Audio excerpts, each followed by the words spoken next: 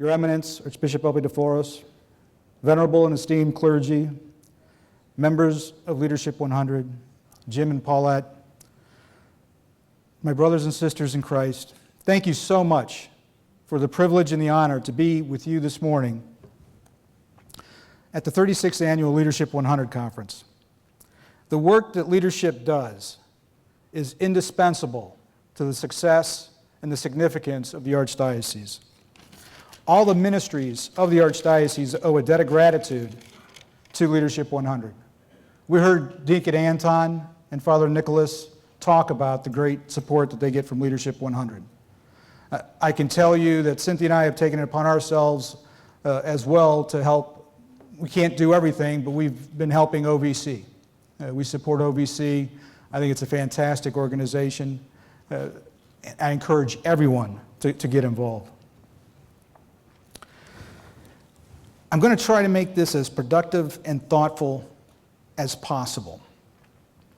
Because today, my goal is to share some thoughts on leadership, distance, and direction. I'm going to be highlighting key leaders in a few different vocations, but with an emphatic focus on the leaders in our faith. I also am going to try to make that bridge where I can attempt to identify similarities of missions between the U.S. Special Operations Command that covers the Army, the Navy, the Marines, the Air Force, and the missions of the Church. I don't want you to be shocked when I say that. Our most successful operations and special operations are those that are non-kinetic, when we do not use lethal force. The Church does not use lethal force, so I'm going to focus on those areas. Although my yaya used to use a kutala on my head to make sure I was on church on time, I don't think that was necessarily lethal. I'm not going to spend a lot of time talking about leadership because this is the Leadership 100 Conference. You are all leaders here. I see Yaya Eleni, who has done so much across the country in Chicago for many years. I see Phil Frangos in the back and his lovely wife Tula and what they have done up in Michigan. I see Luke Caricos. There's tremendous leaders in this room. And we've got the New Jersey Mafia with Andy Zachariadis. But I want to go over some key attributes when I think of a leader based on my experiences and what I've witnessed. And that's why I want to talk about distance and direction. For clarity, let's suppose that distance is not a measurement of miles, yards, or inches, but rather distance is the preparation we go through to accomplish goals, milestones, and objectives. It is the tasks and discipline we do to fulfill our objectives. Let me give you a few examples. Let's think of prayer, fasting, following Scripture, tithing, staying in communion with our church. You have to do all these things to be in our church. We don't get to pick one or two. It's not a smorgasbord. When you're going the distance, you're following it through. Think of the movie Rocky. Think of the prize fighter, what he has to go through to be able to go the distance in the fight, the training, the preparation. I think of my own training that I went through in the Army. I think of the training of many brothers and sisters of arms and what they've gone through in their different militaries to be able to be ready. That's going the distance. That's the preparation that's important. The reason I want to think of it in this way is that we can better understand the leaders that have gone before us, as well as those of us who are providing the key leadership we so desperately seek today. On direction, that one is almost self-evident. Where are we going? Every leader is responsible for setting direction. Great leaders take input. We have multitude of different organizations tied to the church. But we have one leader. that takes the input from those organizations, and it's still the responsibility of the Archbishop to set the direction. Make no mistake, His Eminence also gets his marching orders from Constantinople and his support from Constantinople. But direction is set at the head. There are times that direction isn't always linear. You're not always going point A to point B. Try driving in New York City with Google Maps, trying to go Archon weekend from the hotel to the church. Turn left on this street. That street's closed. Google reroutes you. You end up going different directions to get to your objectives.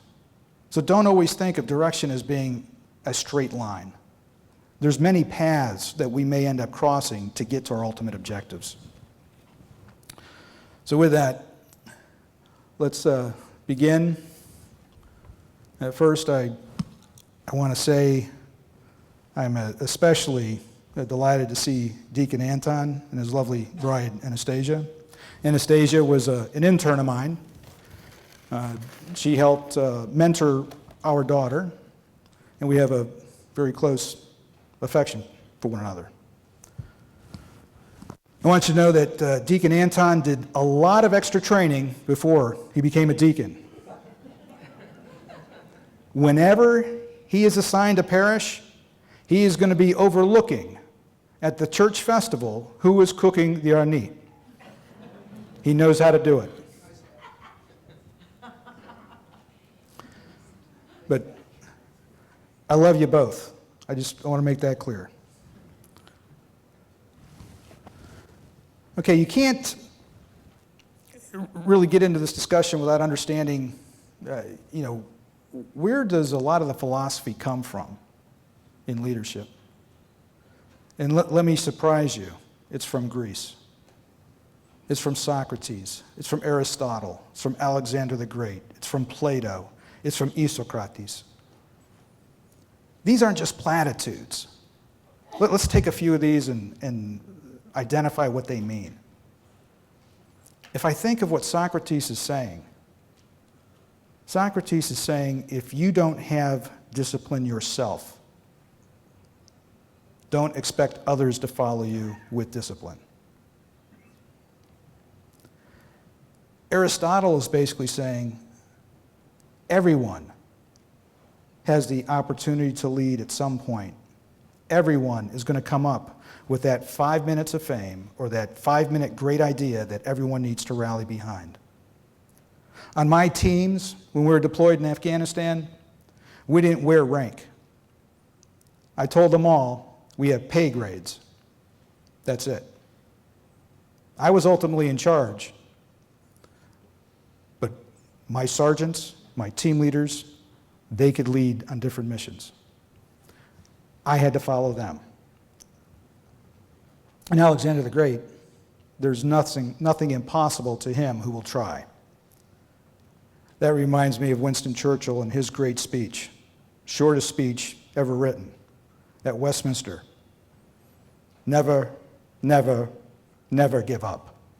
It was in response to when they defeated the Nazis and ended the Blitzkrieg.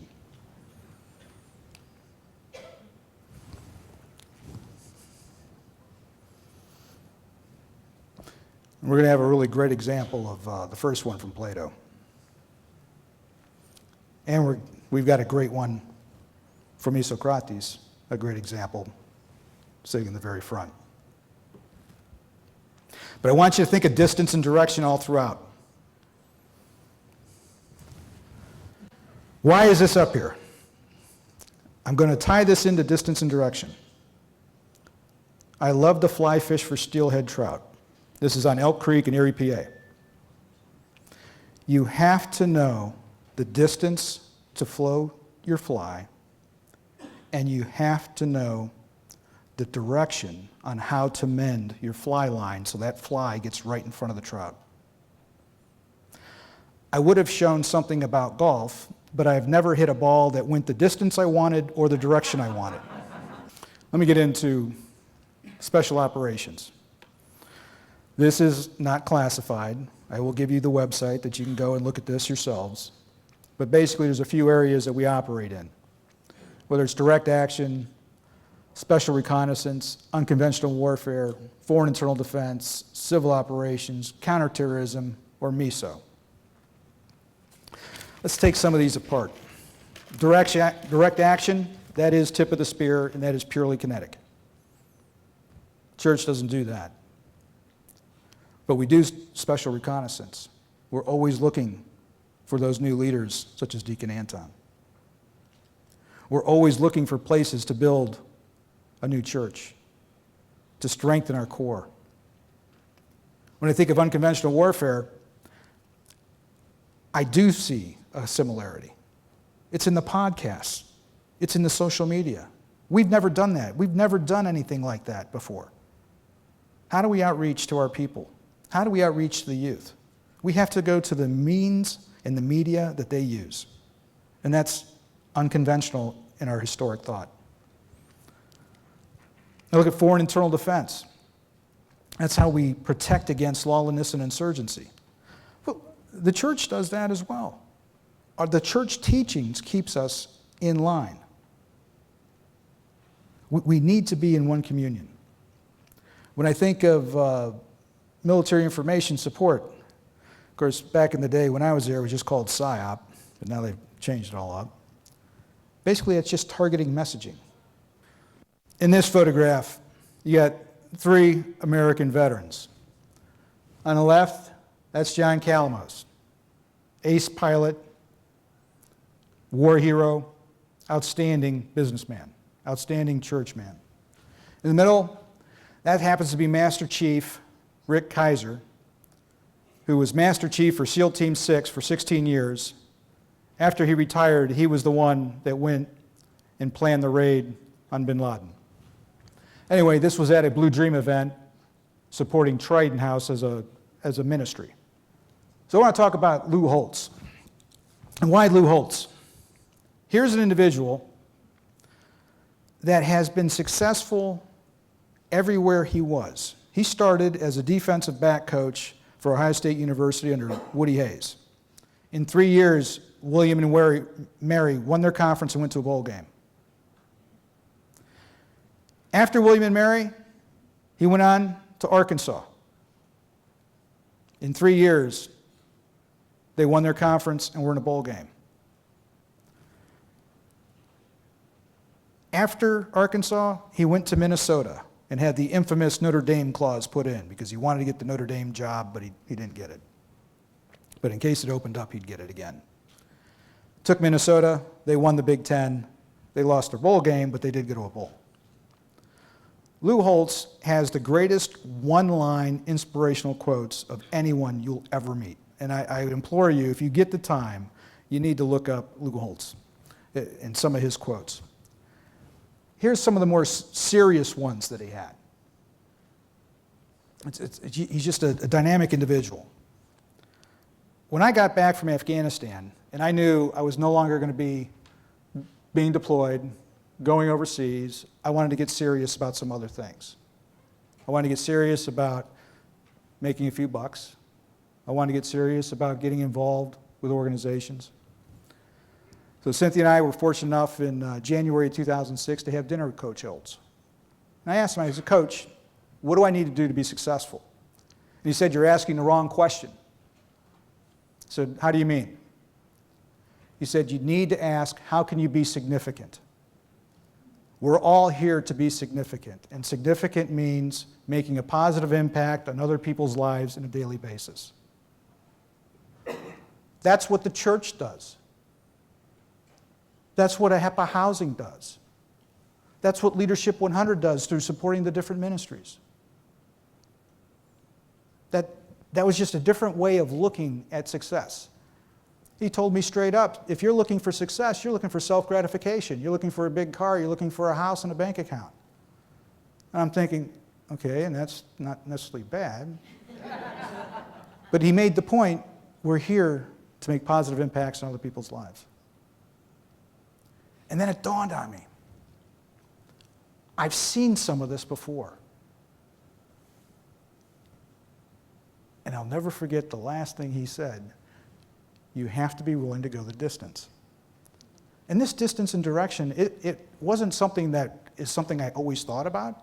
It's things I've heard over time. If you go to basic training and you're going through a mortar range, mortars are coming in, your platoon leader yells out a distance and a direction. You're going to rally at a safe spot. Distance and direction has come into play a lot more meaning for me over time. Anyone recognize this particular nun? That's correct. So in the early 90s, I was doing work for the U.S. government, a FID mission inside of Guatemala, and we came across, we were working with the CAIBEL, they're the Guatemalan Special Forces, and we were trying to strengthen their ability to work with the local police and the national police to stop kidnapping young children. We came across this Mother Inés in Guatemala City. You would have thought it would have been the safest spot where the orphanage was that she had. It was right next to the police station. It was members of the police department that were part of the human trafficking. Those people are no longer doing that. Over time, she moved the orphanage out of the city. And then she got into a fight with the government. The government wanted to take back land that was granted to her. She never stopped. Her ultimate goal and the direction she wanted to be was to provide a future for the children of Guatemala. And what did she do? She moved from the orphanage, moved to another location, built a housing complex, because the government wouldn't allow her to have an orphanage, and then set up a university on it for the children that had been at the orphanage years ago. Mother Inés is the strongest woman, most determined woman I've ever met or heard of in my life as to what she was able to accomplish. It's just incredible. It's her focus, willingness to go the distance for those kids, and maintaining the same direction at all times. You think of other great leaders, how can you not think of Archbishop Iakovos? How can you not think of Selma? The only religious leader to join Martin Luther King on the march in Selma. I would argue that was a direct action, very similar to what we would do in special operations. That was a straight poke in the eye to the rest of the faiths saying, get on board, you're on the wrong side of what's right. There were many other examples of the greatness of leadership of Archbishop Iakovos, bless his soul. It's just, this one stands out, and this is the one most people remember because it was on the front cover of Time. And it's just, Life magazine, excuse me, Signomi. Now, I've met 3 incredible leaders. One in the military, 2 in religion. His All Holiness exemplifies what a true leader is. I want you to go back and think for a moment. Do you remember that 60 Minutes piece that was done on His All Holiness? If you go into it at 1:12 to 2 minutes and 42 seconds, Bob Simon's asking him, what is the right title? How do I address you? Do I call you your All Holiness? Do I call you Ecumenical Patriarch? What do I call you? And His All Holiness responds, Bartholomew. The title is His All Holiness, but for me, it's Bartholomew. Leadership isn't just about having a commanding presence, it's about being humble in front of those you serve.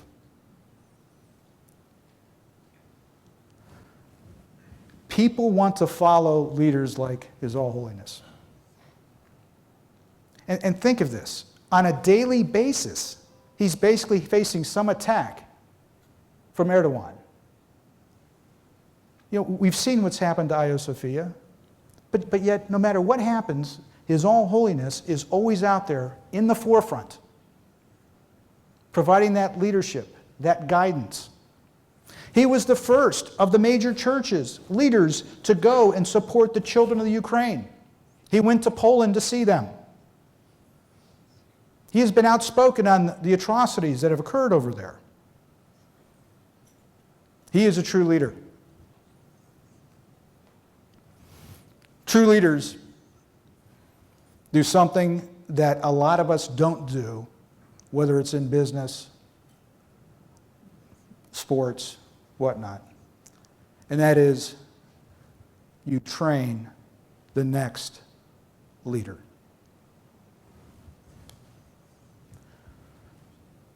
When I think of the challenges that Archbishop Elpidophoros faced when he came in here, we had St. Nicholas.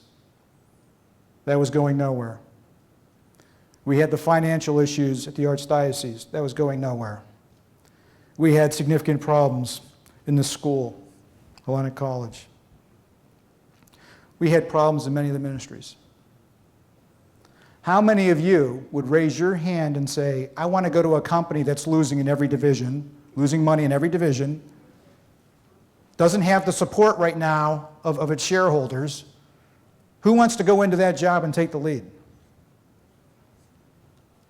Well, I'm here to tell you, I've met generals, I've met princes, I've met kings, I've met presidents. I've met hierarchs. Ladies and gentlemen, brothers and sisters, to have Archbishop Elpidophoros, and it behooves all of us. It behooves all of us to go the distance and do what it takes to make sure we go the direction he now has us set on. With that, I'll open it up to questions.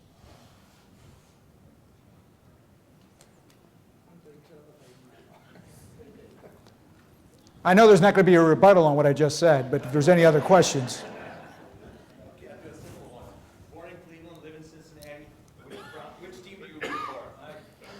Okay, so I'm an Ohio State Buckeye fan. My wife, Cynthia, from Pittsburgh. Growing up, that caused challenges early years of our marriage between the Browns and the Steelers. They're big rivalries. I've given in now. I'll wear gold and black on occasion. Okay, since I have an audience, I am going to tell you one story, and then I'll take another question. And this is a story about my wife, how wonderful she is, and she's always thinking of me. I'm in Afghanistan. I'm at Chapman. That was my Bob. And I would get to talk to Cynthia on occasion. And she goes, how are you doing? Great, it's wonderful here. Yeah.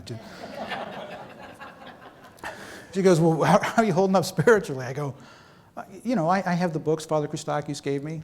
A parish priest had given me some books, and I had the works of Bishop Callisto Square, and I had some other thing. So Cynthia asked, are you getting a chance to see a chaplain? I said, well, they have this non-denominational, and it's not doing it for me. So I went twice, and it wasn't like we had a lot of downtime anyway. So I don't know what happens. We're coming up towards Lent starts. Now all of a sudden we're up. It's going to be Lazarus Saturday. It's Thursday before Lazarus Saturday of 2005. We come back from an operation. Again, we're our rank. We don't have any air stuff on. We come back, and I'm sitting out front, and I had a beautiful view, which is kind of interesting. I'll maybe segue into that. I'm sitting out, having a cup of coffee, having a cigar. We had just gotten back from 10 days of doing something. And I'm looking up, I'm like, why are there two Apache helicopters and a Black Hawk helicopter coming on my fob? And I'm thinking, do I have to brief some 1-star, 2-star, whatever?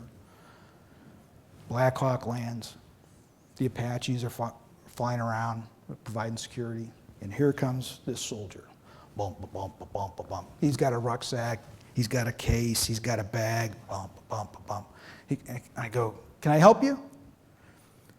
He goes, yes, I'm looking for Commander Hollister. I go, who are you? I'm Chaplain Anderson. Why do you need to see Hollister?